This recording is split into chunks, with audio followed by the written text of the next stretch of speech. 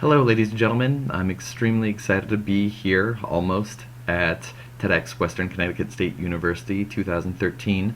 My name is Daniel Martin. I'm an associate professor of management at Cal State East Bay, a visiting faculty member at Stanford's Center for Compassion and Altruism Research and Education, and I'm also the recently Director of Research for the Charter for Compassion. Today I'd like to talk to you about something that's really applied work and I think of great interest to those in the university environment, but we'll see that this is something that can scale to other types of environments as well. So we'll be talking specifically about elevation mapping and understanding its impact in regards to witnessing compassion in one's environment as prosocial behavior. So before we even go any further, let's talk a little bit about behavioral definitions of compassion.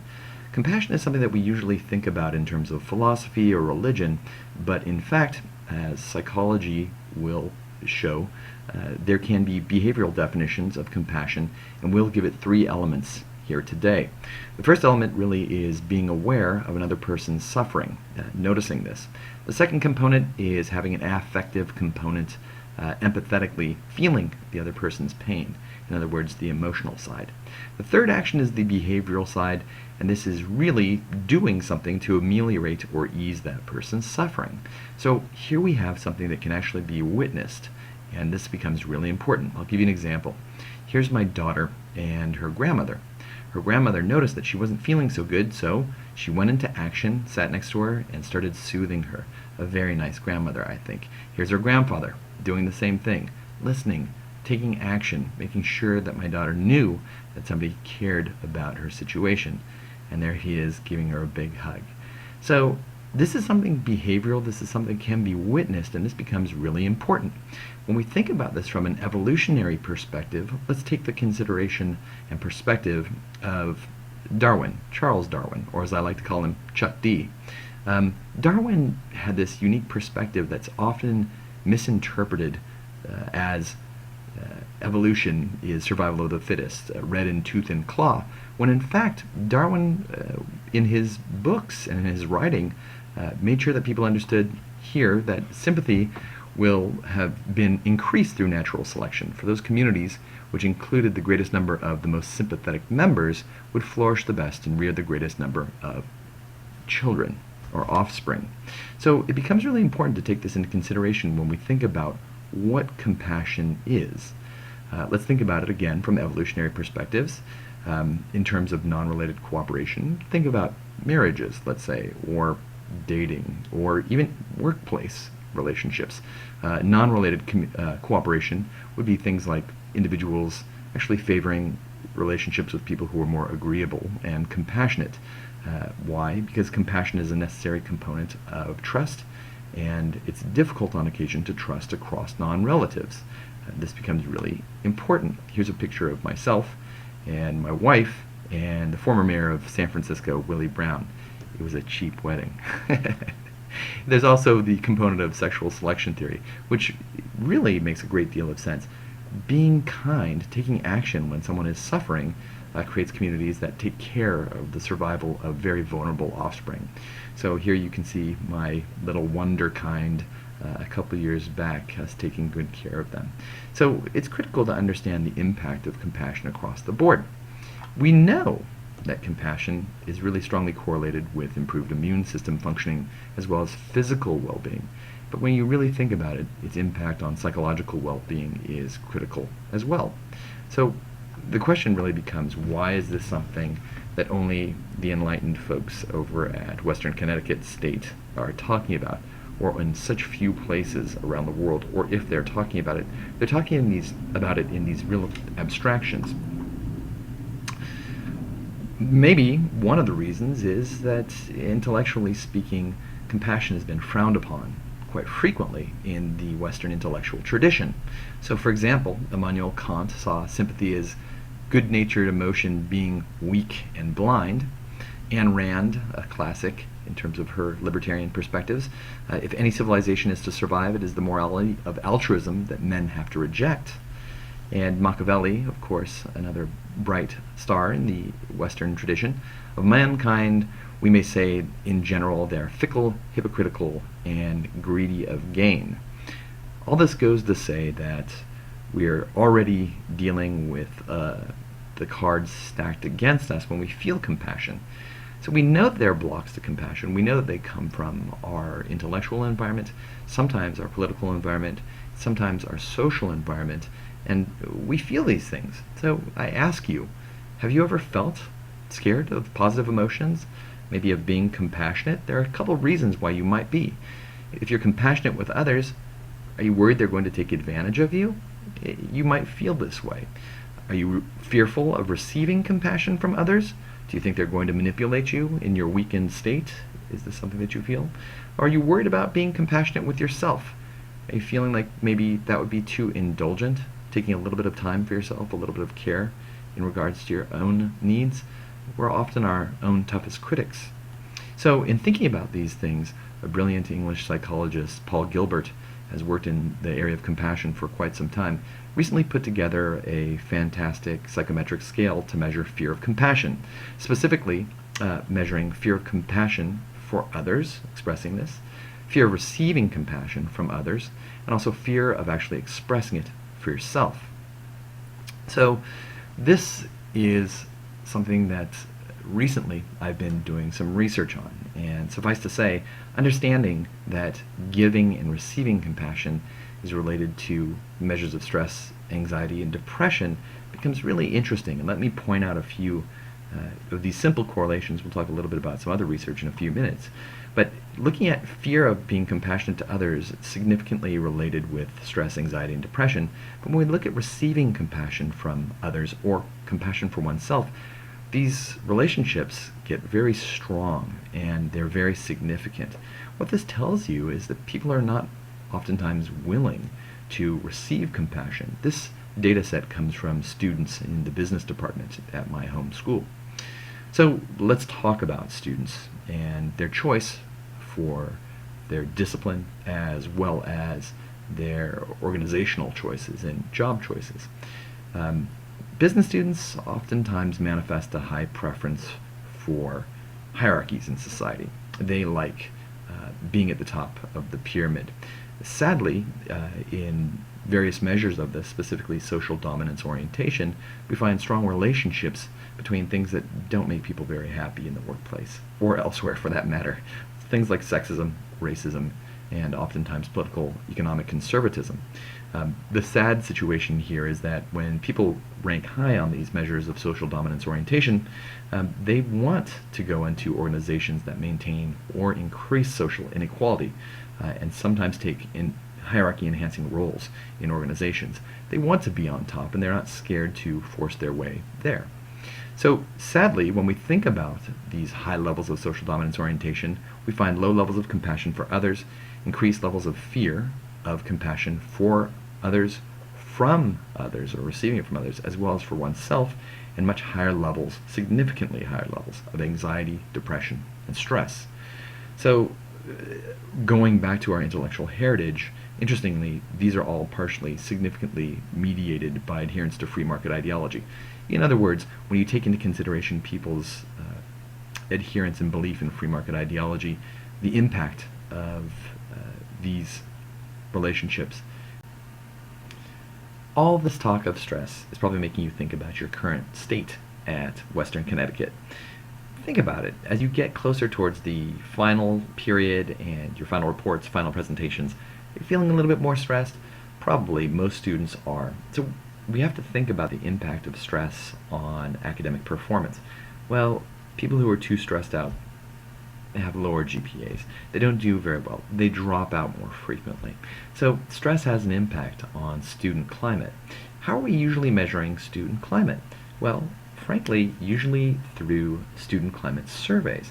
Now, student climate surveys are used for a host of different purposes. Sometimes they're used for accreditation purposes. Sometimes they're used to really kind of put the thumb on the pulse of the student body, their mood, and also to get insights as to what students need and what they want. It relates to things like whether or not they'll give back as alumni, something that's very important to administrators. So these things are done longitudinally. So we know that stress has an impact on student climate, which is important, but thinking about stress, I had a great conversation with a former student, and the student said to me, "Hey, Dr. Martin, we were talking about crime maps." He said, "Wouldn't it be neat if we could actually map compassion in our environment?" Now, first let's tell you about crime maps. I don't know if you've ever seen this, but a crime map looks kind of like a Google map with pins in it that represent where crimes have taken place. Maybe theft, maybe burglary, maybe homicide, whatever the case may be. And they exist for most cities and most environments. Whatever the case, the student was interested in mapping compassion. So I thought to myself, that's a really difficult thing to do. How would you actually do that? But going back to our definition, that is behavioral of compassion, really it's action based. It is someone taking steps to ameliorate another's suffering.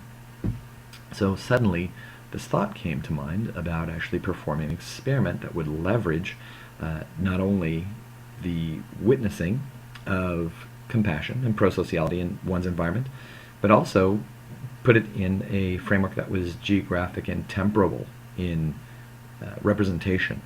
So let me explain. I love crime maps, they're really cool, but I started looking for other types of maps that could be used. Well, good news, there's an open source tool called Ushahidi, and Ushahidi is Swahili for witness, and it's an easily programmed tool that enables one to make maps of almost anything and to set them free for others to participate in. So we created a map that actually used student climate variables to measure prosociality and compassion in one's environment.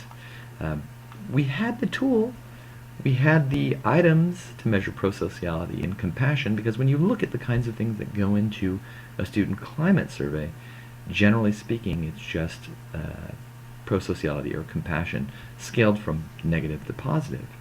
So we needed something to really make this zing. We needed to have a mechanism by which we could understand how people would be interpreting the positive environmental cues of witnessing people doing good things for each other.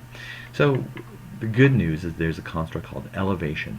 Elevation has been used to study that feeling you have when you witness something really positive in your environment happening. Jonathan Haidt is one good researcher in this environment. I encourage you to take a look at his work. But this is when you maybe see a positive ending at a movie theater. You feel great, and you just want to hold the door open a little bit longer for everybody as they leave. Maybe you want to pay the parking for the person behind you. Maybe you're just a little bit nicer as you drive home. You drive slower and more considerately. Let somebody get in front of you. This is elevation. So the interesting thing about elevation is not only is it a positive emotion that's occurring after you witness something outside of you, but it's also something that seems to impact the likelihood that you will behave positively as you move forward from that moment. So we had all these pieces of the puzzle together. Let me explain a few of the student climate variables that we used. Things like courtesy, opening doors, student tutoring help, mentoring, sharing resources, good food, of course, ethnic group collaboration, interpersonal validation, and a sense of belonging to the school. These are all really critical things. So let's dive into this map and take a look at what it showed us. So before we even go into the map, I should express how we conducted this experiment. Before we actually let people utilize the map for a week, we collected pre-manipulation data.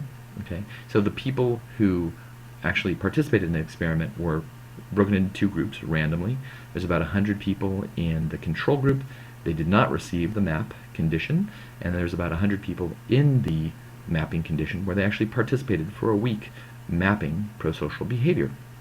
So what were the things that we included in our pre-measure?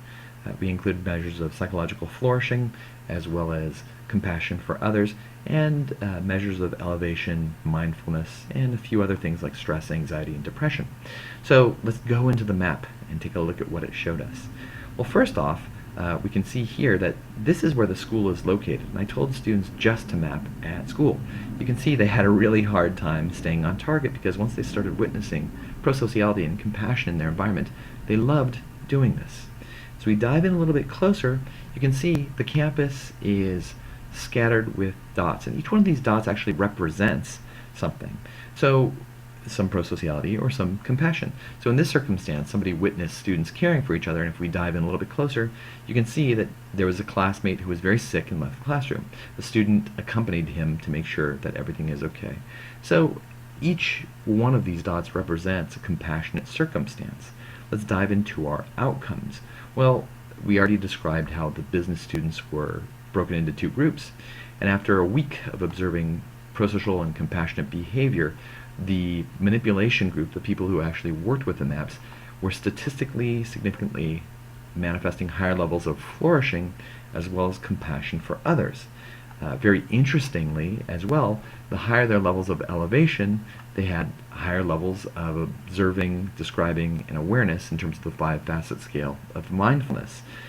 They had higher levels of flourishing, and lower levels of depression as well.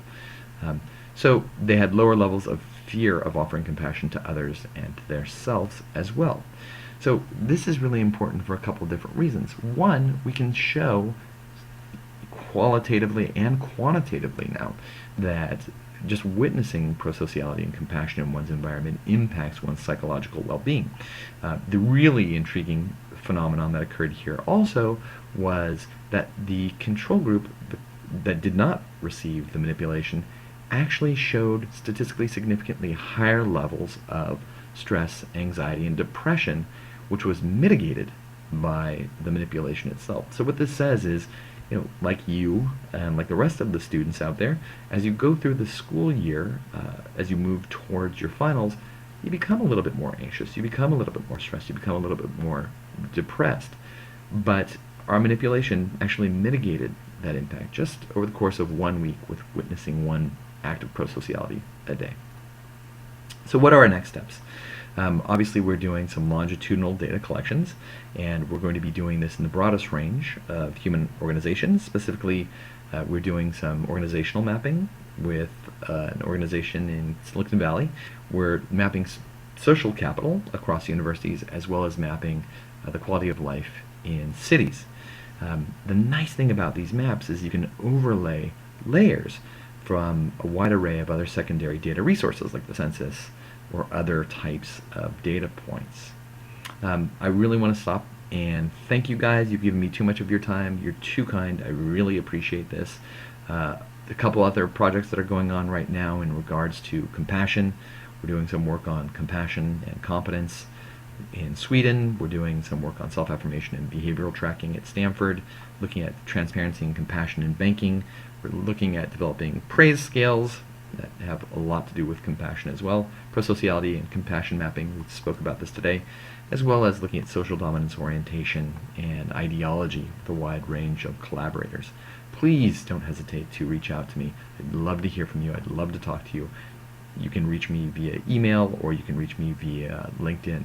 Let me thank Dr. Cook for the invitation to present and all the students who have done such a fantastic job putting this together. Thank you again, and please have a wonderful rest of the afternoon.